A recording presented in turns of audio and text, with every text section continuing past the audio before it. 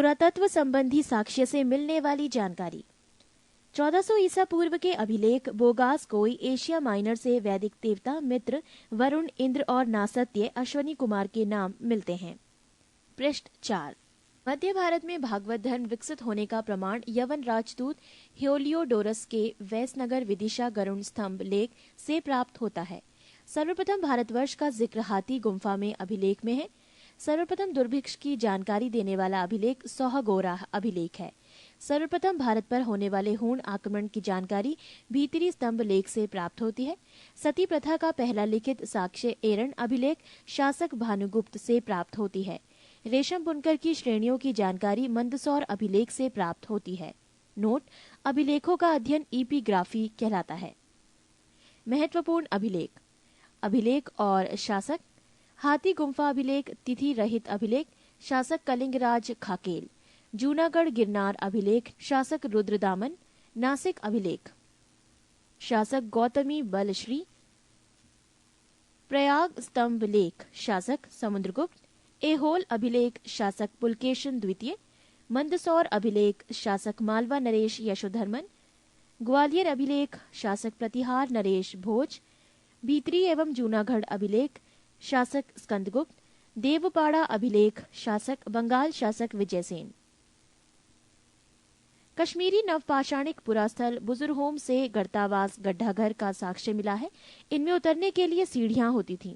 प्राचीनतम सिक्कों को आहत सिक्के कहा जाता है। इसी को साहित्य में कारशार्पण कहा गया है।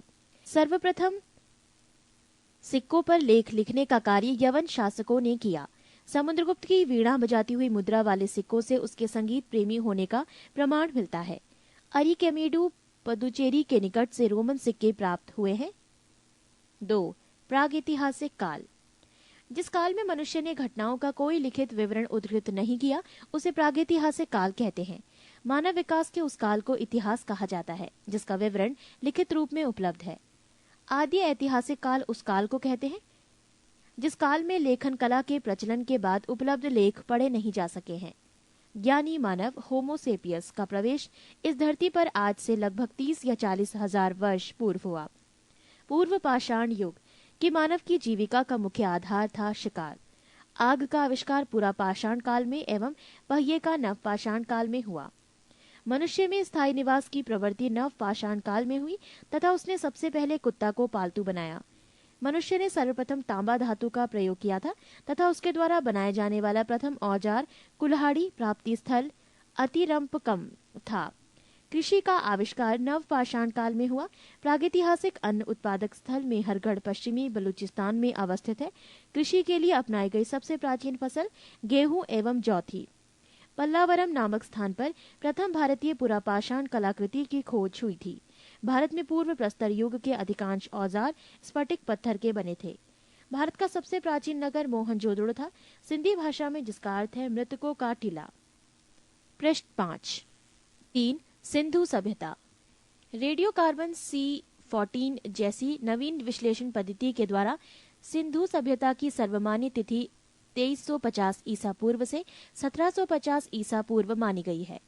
सिंधु सभ्यता की खोज राय बहादुर दयाराम साहनी ने की। सिंधु सभ्यता को प्रागैतिहासिक, प्रोटो हिस्टोरिक अथवा कांस्य ब्रॉन्ज युग में रखा आलमगीरपुर, जिला मेरठ उत्तर प्रदेश, उत्तरी पुरास्थल मांदा, जिला अखनूर जम्मू कश्मीर तथा दक्षिणी पुरास्थल दाइमाबाद, जिला अहमदनगर महाराष्ट्र। सिंधु सभ्यता या सैंधव सभ्यता नगरीय सभ्यता थी। सैंधव सभ्यता से प्राप्त परिपक्व अवस्था वाले स्थलों में केवल 6 को ही बड़े नगर की संज्ञा दी गई है।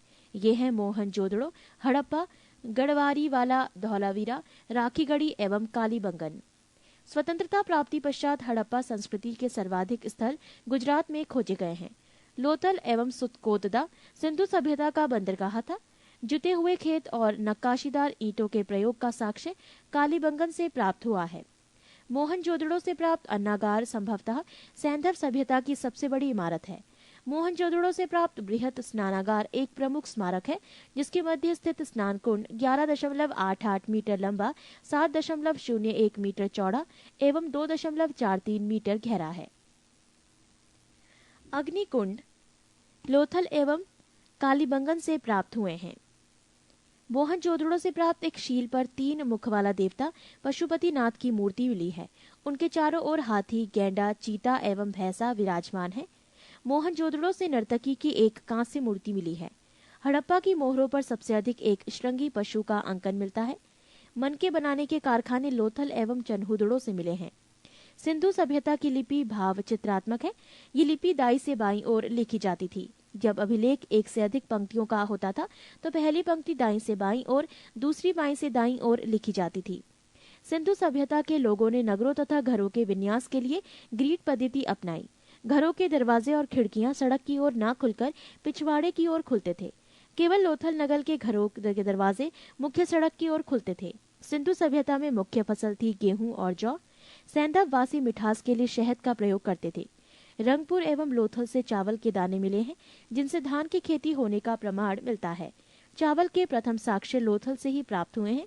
सुरकोतदा, कालीबंगन एवं लोथल से सैंधवकालीन घोड़े के अस्थि पंजर मिले हैं। तौल की इकाई संभवतः 16 के अनुपात में थी। सैंधव सभ्यता के लोग यातायात के लिए 2 पहियों एवं 4 पहियों वाली बैलगाड़ी या भैंसा गाड़ी का उपयोग करते थे। सिंधु काल में विदेशी व्यापार, आयातित वस्तुएं और प्रदेश।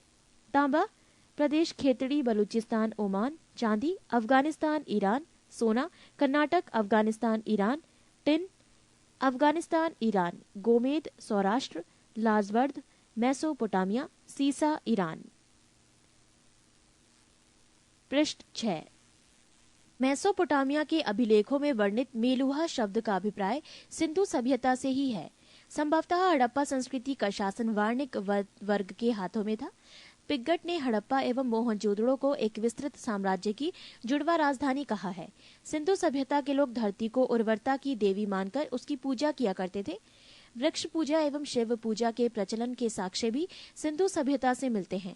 स्वास्तिक चिन्ह संभवतः हड़प्पा सभ्यता की देन है। इस चिन्ह से सूर्योपासना का अनुमान लगाया जाता है। सिंधु घाटी के नगरों में किसी भी मंदिर के अवशेष नहीं मिले हैं। सिंधु सभ्यता के मां मातृ देवी की उपासना सर्वाधिक प्रचलित थी। पशुओं में कुबड़ वाला सांड इस सभ्यता के लोगों के लिए विशेष पूजनीय था। स्त्री मृण मूर्तियां, मिट्टी की मूर्तियां अधिक मिलने से ऐसा अनुमान लगाया जाता है कि सैंधव समाज मात्र सत्तात्मक था। सैंधववासी सूती एवं ऊनी वस्त्रों का प्रयोग करते थे। मनोरंजन के लिए सैंधववासी मछली पकड़ना, शिकार करना, पशु पक्षियों को आपस में लड़ाना, चौपड़ और पासा खेलना आदि साधनों का प्रयोग करते थे।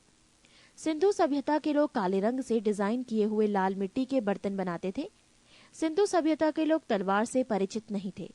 कालीबंगन के एकमात्र हड़प्पा कालीन स्थल था, जिसका निचला शहर सामान्य लोगों के रहने हेतु भी किले से घिरा हुआ था। पर्दा प्रथा एवं वैश्यवृत्ति सैंधव सभ्यता में प्रचलित थी। शवों को जलाने एवं गाड़ने यानी दोनों प्रथाएं प्रचलित थी। हड़प्पा में शवों को दफनाने जबकि मोहनजोदड़ो में जलाने की प्रथा विद्यमान थी। लोथल एवं कालीबंगा में युग्म समाधियां मिली हैं। सैंधव सभ्यता के विनाश का संभवतः सबसे प्रभावी कारण बाढ़ था। आग में पकी हुई मिट्टी को टेराकोटा कहा जाता है। सैंधव सभ्यता के प्रमुख स्थल, नदी, उत्खननकर्ता एवं वर्तमान स्थिति। 1. प्रमुख स्थल हड़प्पा, नदी रावी, उत्खननकर्ता दयाराम साहनी एवं माधो स्वरूप वत्स, वर्ष 1921, स्थिति पाकिस्तान का मोंटगोमरी जिला। 2. प्रमुख स्थल मोहनजोदड़ो, नदी सिंधु, उत्खननकर्ता राखाल दास बैनर्जी, वर्ष 1922, स्थिति पाकिस्तान के सिंध प्रांत का लरकाना जिला। 3. प्रमुख स्थल चन्हुदड़ो, रदी सिंधु, उत्खननकर्ता गोपाल मजूमदार, वर्ष 1931, स्थिति सिंध प्रांत पाकिस्तान। 4. प्रमुख स्थल कालीबंगन, नदी खग्गर, उत्खननकर्ता बीबी लाल एवं बी के थापड़, वर्ष 1953, स्थिति राजस्थान का हनुमानगढ़ जिला। 5. कोट डीजी, नदी सिंधु, उत्खननकर्ता फजल अहमद, वर्ष 1953, स्थिति सिंध प्रांत का खैरपुर स्थान। 6. रंगपुर, नदी मादर, उत्खननकर्ता रंगनाथ राव, वर्ष 1953 से 54, स्थिति गुजरात का काठियावाड़ जिला। 7. प्रमुख स्थल रोपड़, नदी सतलज, उत्खननकर्ता यज्ञदत्त शर्मा, वर्ष 1953 से 56, स्थिति पंजाब का रोपड़ जिला। 8. प्रमुख स्थल लोथल, नदी भोगवा, उत्खननकर्ता रंगनाथ राव, वर्ष 1955 से 1962, स्थिति गुजरात का अहमदाबाद जिला। 9 आलमगीरपुर, नदी हिंडन, उत्खननकर्ता यज्ञदत्त शर्मा, वर्ष 1958, स्थिति उत्तर प्रदेश का मेरठ जिला। 10 सुंत कांगेडोर, नदी दाशक, उत्खननकर्ता ऑरेंज स्टाइल जॉर्ज डेल्स, वर्ष 1927 एवं 1962, स्थिति पाकिस्तान के मकरान में समुद्र तट के किनारे। 11 बनमाली, नदी रंगोई, उत्खननकर्ता रविंद्र सिंह बिष्ट, वर्ष 1974, स्थिति हरियाणा का हिसार जिला। 12 प्रमुख स्थल धौलावीरा, नदी नील, उत्खननकर्ता रविंद्र सिंह बिष्ट, वर्ष 1990 से 91, स्थिति गुजरात के कच्छ जिला। ये थे सैंधव सभ्यता के प्रमुख स्थल, नदी, उत्खननकर्ता एवं वर्तमान स्थिति। पृष्ठ 7। 4 वैदिक सभ्यता। वैदिक काल का विभाजन 2 भागों, एक ऋग्वैदिक काल 1500 से 1000 ईसा पूर्व और 2 उत्तर वैदिक काल 1000 से 600 ईसा पूर्व में किया गया है। आर्य सर्वप्रथम पंजाब एवं अफगानिस्तान में बसे। मैक्स मूलर ने आर्यों का मूल निवास स्थान मध्य एशिया को माना है। आर्यों द्वारा निर्मित सभ्यता वैदिक सभ्यता कहलाई। आर्यों द्वारा विकसित सभ्यता ग्रामीण सभ्यता थी। आर्यों की भाषा संस्कृत थी।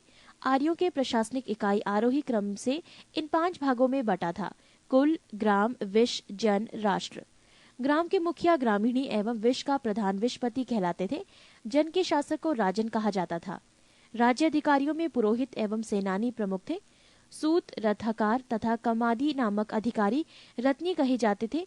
इनकी संख्या राजा सहित करीब 12 हुआ करती थी। पुरब दुर्गपति एवं स्पष्ट जनता की गतिविधियों को देखने वाले गुप्तचर होते थे।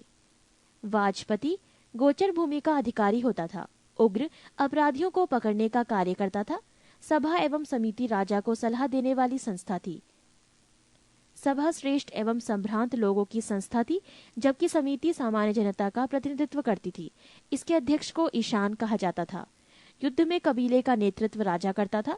युद्ध के लिए गविष्टि शब्द का प्रयोग किया गया है, जिसका अर्थ है गायों की खोज। 10 राग्य युद्ध का उल्लेख ऋग्वेद के 7वें मंडल में है। ये युद्ध परशणी रावी नदी के तट पर सुदास एवं 10 जनों के बीच लड़ा गया, जिसमें सुदास विजय हुआ। ऋग्वैदिक समाज 4 वर्णों में विभक्त था। ये वर्ण थे ब्राह्मण, क्षत्रिय, वैश्य और शूद्र। ये विभाजन व्यवसाय पर आधारित था। ऋग्वेद के 10वें मंडल के पुरुष सूक्त में चतुर्वर्णी का उल्लेख किया गया है। इसमें कहा गया है कि ब्राह्मण परम पुरुष के मुख से, क्षत्रिय उनकी भुजाओं से, वैश्य उनकी जांघों से एवं शूद्र उनके पैरों से उत्पन्न हुए हैं। आर्यों का समाज पितृ प्रधान था। समाज की सबसे छोटी इकाई परिवार या कुल थी, जिसका मुखिया पिता होता था, जिसे कुलप कहा जाता था। स्त्रियां इस काल में अपने पति के साथ यज्ञ कार्य में भाग लेती थीं। बाल विवाह एवं पर्दा प्रथा का प्रचलन नहीं था। विधवा अपने मृतक पति के छोटे भाई देवर से विवाह कर सकती थी। स्त्रियां शिक्षण ग्रहण करती थी। ऋग्वेद में लोपा मुद्रा, घोषा, सिक्ता, आपला एवं विश्वास जैसी विदुषी स्त्रियों का वर्णन है। उपनिषदों की कुल संख्या है 108, महापुराणों की संख्या है 18 और वेदांग की संख्या है 6। ये थी इनसे जुड़ी कुछ जानकारी। जीवन भर अविवाहित रहने वाली महिलाओं को अमाजु कहा जाता था।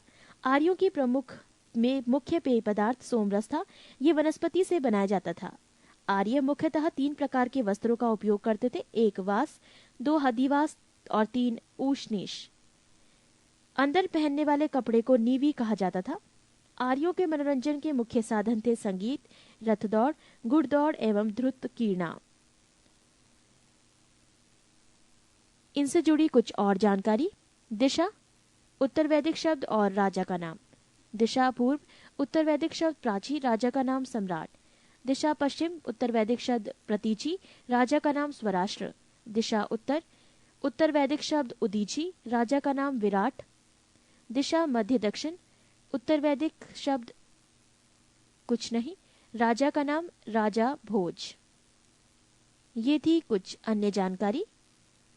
पृष्ठ 8। आर्यों का प्रमुख व्यवसाय पशुपालन एवं कृषि था।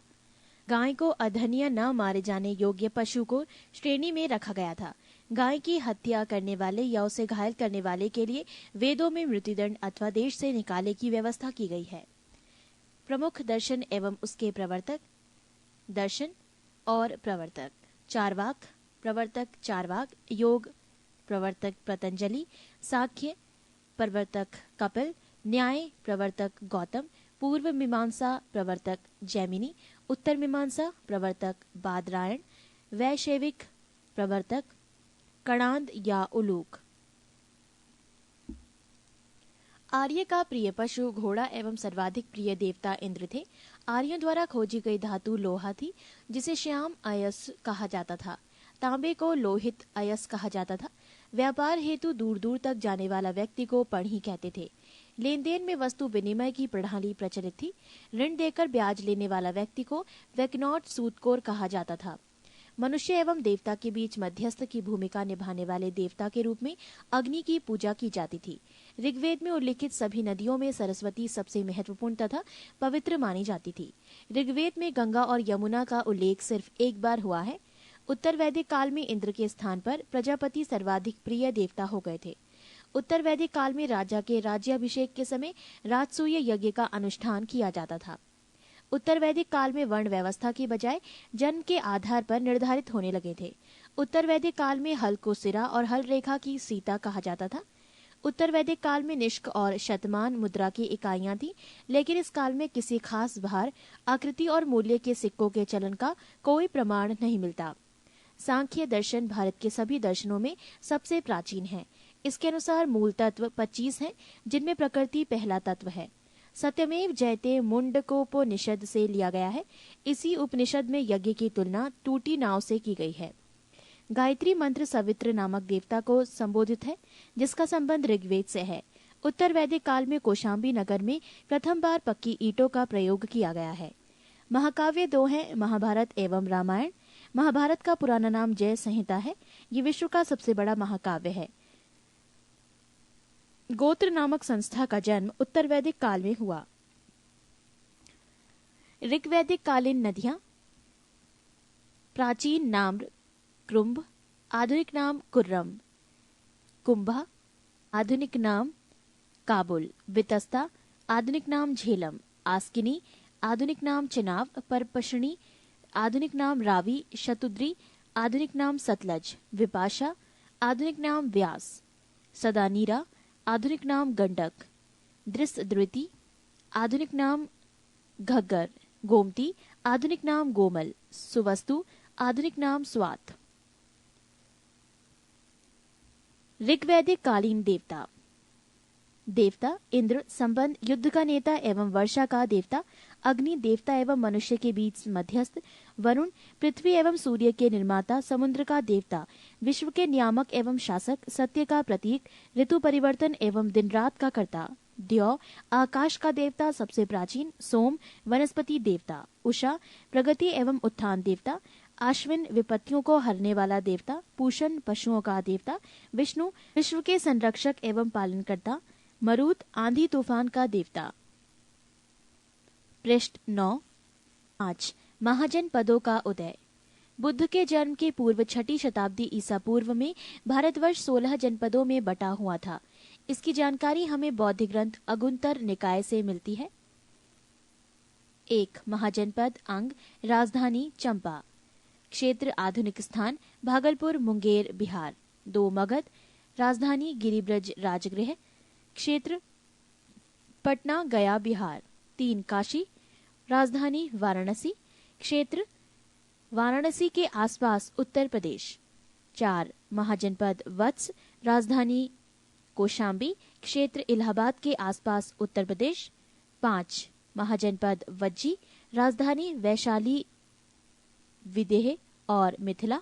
क्षेत्र मुजफ्फरपुर एवं दरभंगा के आसपास का क्षेत्र। 6 महाजनपद कौसल, राजधानी श्रावस्ती। क्षेत्र फैजाबाद, उत्तर प्रदेश। 7 महाजनपद अवंती, राजधानी उज्जैन या महिष्मती। क्षेत्र मालवा, उत्तर प्रदेश। 8 महाजनपद मल, राजधानी कुशावती। क्षेत्र देवरिया, उत्तर प्रदेश। 9 महाजनपद पंचाल, राजधानी आहिचत्र, काम्पिल्य। क्षेत्र बरेलू, बदायूं, फर्रुखाबाद उत्तर प्रदेश। 10 महाजनपद चेदी, राजधानी शक्तिमती, क्षेत्र बुंदेलखंड उत्तर प्रदेश। 11 महाजनपद कुरु, राजधानी इंद्रप्रस्थ, क्षेत्र आधुनिक दिल्ली, मेरठ एवं हरियाणा के कुछ क्षेत्र। 12 महाजनपद मत्स्य, राजधानी विराटनगर, क्षेत्र जयपुर राजस्थान के आसपास के क्षेत्र। 13 महाजनपद कंबोज, राजधानी हाटक, क्षेत्र राजौरी एवं हजारा, क्षेत्र उत्तर प्रदेश। 14 अद्य महाजनपद शूरसेन, राजधानी मथुरा, क्षेत्र मथुरा उत्तर प्रदेश। 15 महाजनपद अशमक, राजधानी पोटली या पोतन, क्षेत्र गोदावरी नदी, क्षेत्र दक्षिण भारत का एकमात्र जनपद। 16 महाजनपद गांधार, राजधानी तक्षशिला, क्षेत्र रावलपिंडी एवं पेशावर, पाकिस्तान।